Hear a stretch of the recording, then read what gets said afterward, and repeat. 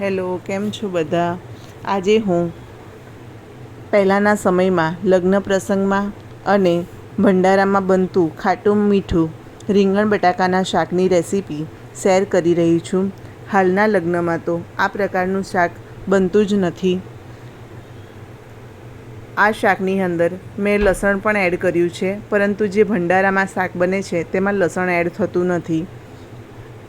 આ શાકની ખાસિયત તમને કહું તો પહેલાંના સમયમાં જ્યારે આ શાક જમીએ ત્યારે જમ્યા પછી ઘણા કલાકો સુધી તેની સુગંધ હાથમાં જ રહી જતી હતી. એટલે ઘણા સમય સુધી આપણને યાદ રહે, 2-3 કલાક સુધી, કે અમે આ શાક જમ્યા છે. એટલું સરસ આ શાક બનતું. આ જે શાક છે તેની સાથે પૂરીનું કોમ્બિનેશન ખૂબ જ સરસ લાગે છે, એટલે મેં અહીંયા સાથે જ પૂરી પણ બનાવી છે. તમે પણ પૂરી સાથે સર્વ કરી શકો છો, અથવા તો તમે જે રાઈસ ભાત સાથે પણ સર્વ કરી શકો છો. આ શાક એટલું બધું ટેસ્ટી બને છે કે જાણે આપણને એની આગળ બધા જ પકવાન ઝાંખા પડે એટલું ટેસ્ટી શાક લાગે છે.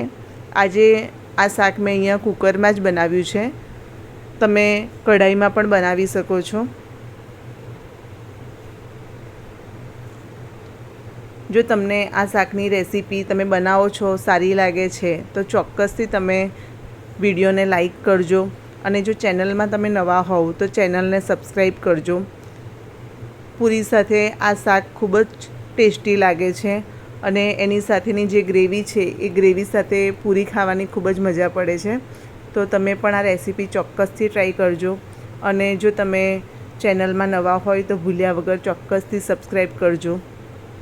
Thank you.